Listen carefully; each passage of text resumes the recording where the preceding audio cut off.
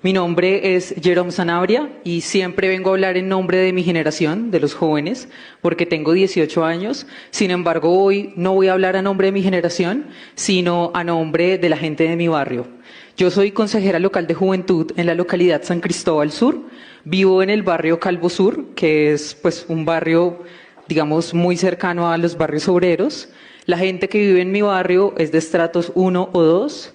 Y la mayoría de personas ganan, y para nadie es un secreto, 1 o 2 salarios mínimos.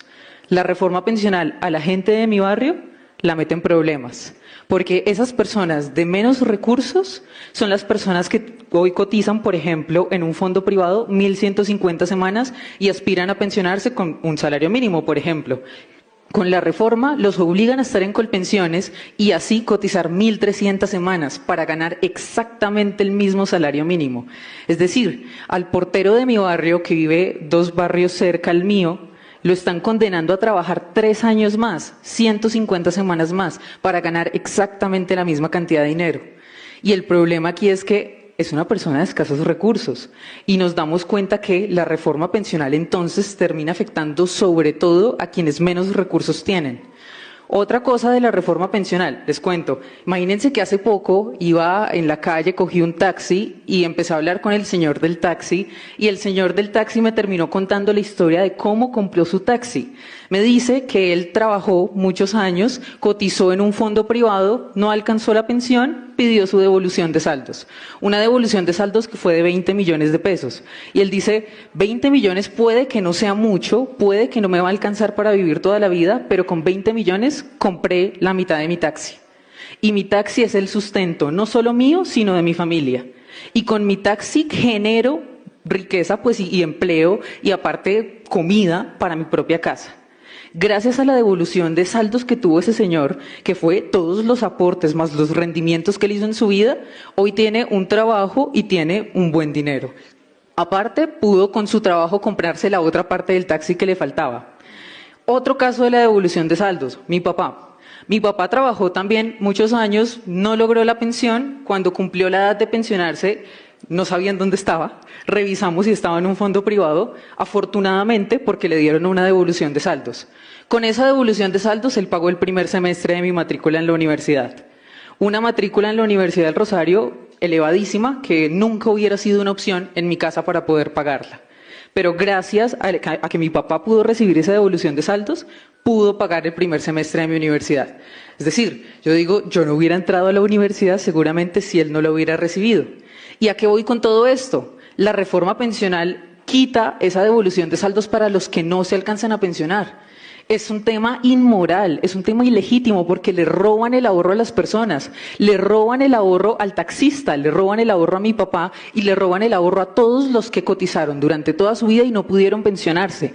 ¿Y qué les van a dar en cambio de su ahorro? Según una tabla hecha por Colpensiones, unas rentas vitalicias que parten desde 72.000 pesos y en el mejor de los casos para una persona de escasos recursos es de 290.000.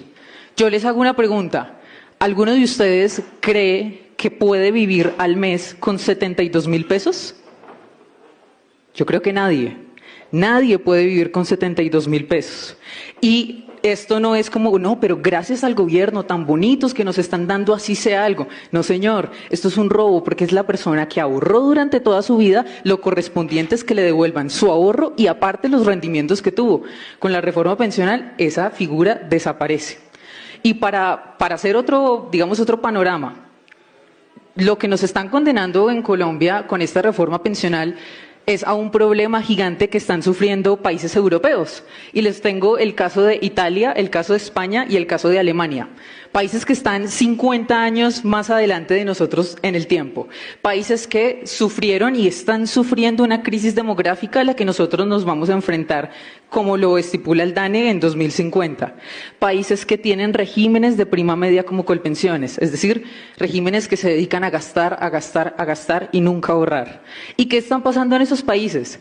España, para intentar sostener esa pirámide que tiene en ese régimen de prima media como el nuestro, como Colpensiones, que es una pirámide, se endeudó. Tiene una deuda pública España del 108% del PIB. ¿Ustedes pueden creer eso?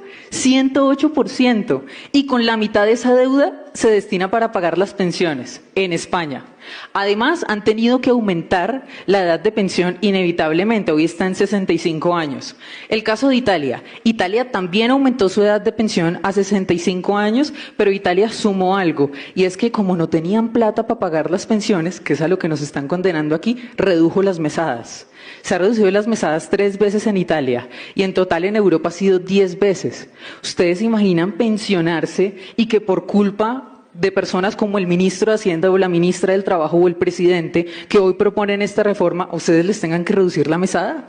Y no me lo estoy inventando, les estoy mostrando el caso de países que están 50 años adelante. Y el caso de Alemania. Alemania para nadie es un secreto que es la cuna de los colpensiones, de los regímenes de reparto, de los regímenes que gastan, gastan y gastan. ¿Y qué pasó en Alemania? Aparte de aumentar la deuda, aparte de reducir las mesadas, aparte de aumentar la edad de pensión, aumentaron los impuestos. Y ahí entra el punto de los jóvenes. A nosotros, a nuestra generación, nos están condenando no solo a no pensionarnos, que eso yo creo que todos lo sabemos claramente, que no nos vamos a pensionar con esta reforma, sino que además nos están condenando a una deuda impagable, y que es una deuda que ni siquiera es nuestra, es una deuda de esta generación, una deuda ajena. La vemos en España con el 108% del PIB, la vemos en Alemania, que es el país de Europa que más dinero de su PIB utiliza para pagar pensiones, y la veremos próximamente en Colombia. Esa es la reforma pensional, la que perjudica a los más pobres, de más escasos recursos, también obviamente a los jóvenes, y la que nos va a dejar sin pensión. Por favor, es momento de pensar en nuestra generación, de pensar en las personas más pobres y, por favor, de hundir esta reforma pensional. Gracias.